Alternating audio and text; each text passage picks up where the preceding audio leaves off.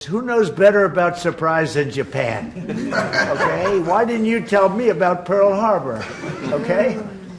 America के राष्ट्रपति Donald Trump ने जापान की प्रधानमंत्री सनाए ताकाइची के साथ मुलाकात के दौरान एक ऐसा बयान दिया जिसने अंतर्राष्ट्रीय राजनीति में हलचल मचा दी।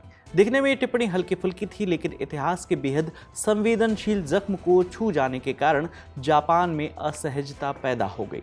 ट्रंप की टिप्पणी का ये वीडियो अब सोशल मीडिया पर खूब वायरल है।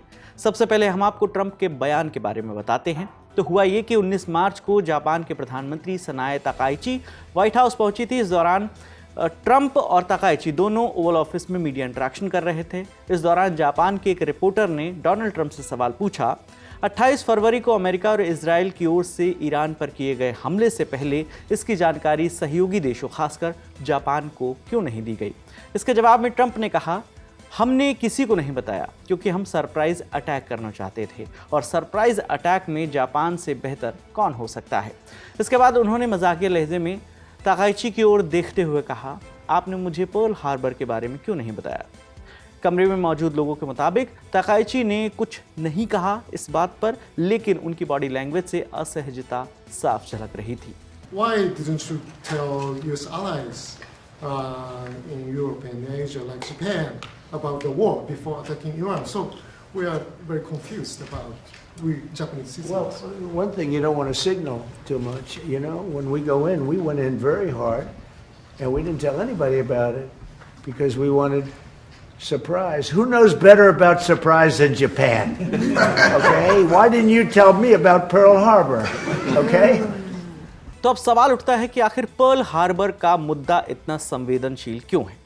7 दिसंबर 1941 की सुबह अमेरिका के हवाई द्वीप में स्थित पर्ल हार्बर नौसैनिक अड्डे में सब कुछ सामान्य चल रहा था। समुद्र शांत था, सैनिक अपने काम में लगे हुए थे। तभी अचानक आसमान से तेज आवाज गूंजती है। कुछ ही पलों में जापानी लड़ाकू विमान नीचे आते हैं और बम बरसाने लगते हैं। ये था अटैक ऑन पर्ल हार्बर, एक ऐसा हमला जिसने पूरी दुनिया को हिलाकर रख दिया। जापान ने बिना चेतावनी दिए अमेरिका के इस बड़े नौसैनिक अड्डे पर हमला कर दिया। कुछ ही घंटों में कई युद्धपोत डूब गए, सैकड़ों विमान तबाह हो गए और करीब 2400 लोग मारे गए।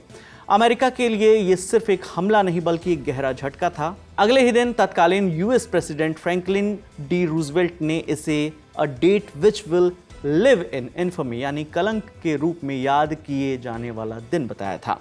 इसी हमले की वजह से अमेरिका सीधे सेकेंड वर्ल्ड वॉर में शामिल हो गया। इसके बाद 1945 में अमेरिका ने जापान के हिरोशिमा और नागासाकी पर परमाणु बम गिराए, जो अब तक युद्ध में परमाणु हथियारों के इस्तेमाल का इकलौता उदाहरण है। कट टू 2026, आज जापान और अमेरिका बेहद करीबी सहयोगी हैं, खासतौर पर एशिया पैसिफिक रीजन में सुरक्षा और रणनीति के मुद्दे पर। ऐसे में पर्ल हार्बर जैसे ऐतिहासिक हमले का जिक्र भले ही मजाक में किया गया हो, जापान के लिए ये संवेदनशील माना जाता है।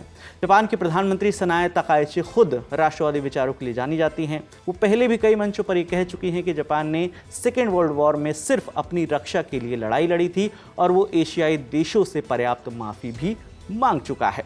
हालांकि जापान की इस सोच से सभी लोग सहमत नहीं हैं। वैसे ये पहला मौका नहीं था जब ट्रंप की किसी ऐतिहासिक घटना पर टिप्पणी विवाद में आई हो। इससे पहले जर्मनी के चांसलर फ्रीडरिख मर्ज के साथ जब मुलाकात हुई थी, इस दौरान उन्होंने डी डे का जिक्र कुछ ऐसे अंदाज में किया जिसे कई लोगों ने असंवेदनशील माना था। असल में डी डे 6 जून 1944 को हुआ था, जब अमेरिका, ब्रिटेन और उनके सहयोगी देशों की सेनाओं ने फ्रांस के नॉर्मंडी तट पर उतरकर नाजी जर्मनी के खिलाफ बड़ा हमला शुरू कर दिया था। इसे वर्ल्ड वॉर 2 का टर्निंग पॉइंट माना जाता है, जिसने अंततः जर्मनी की हार की राह तय की। जर्मनी के चांसलर फ्रेडरिक मर्ज से मुलाकात के दौरान ट्रंप ने मजाकिया अंदाज में कहा कि डी डे आपके लिए तो अच्छा दिन नहीं रहा होगा। इस पर मर्ज ने संतुलित जवाब देते हुए कहा कि जर्मनी के लोग अमेरिका के आभारी हैं क्योंकि उसी हस्तक्षेप ने उन्हें नाजी तानाशाही से आज़ादी दिलाई। ट्रंप की इस टिप्पणी की आलोचना इसलिए हुई क्योंकि डी डे सिर्फ एक सैन्य कार्रवाई नहीं थी, बल्कि लाखों लोगों की कुर्बानी से जुड़ी घटना थी और यहीं से नाजी राज के अंत की शुरुआत हुई थी। ऐसे में से हल्के अंदाज में कहना कई लोगों को ठीक नहीं लगा। ट्रंप का बयान भले ही हल्के अंदाज में दिया गया हो, लेकिन अंतर्राष्ट्रीय राजनीति में शब्दों की अहमियत बहुत ज़्यादा होती है और बहुत अहम होती है, खासकर तब जब बात ऐसे ऐतिहासिक जख्मों की हो जिन्हें वो देश आज भी भूले नहीं हैं। इस पर आपकी जो भी राय है आप हमें कमेंट सेक्शन में जरूर बताइएगा। मेरा नाम विकास वर्मा है। देखते रहिए दी लल्लन टॉप। शुक्रिया।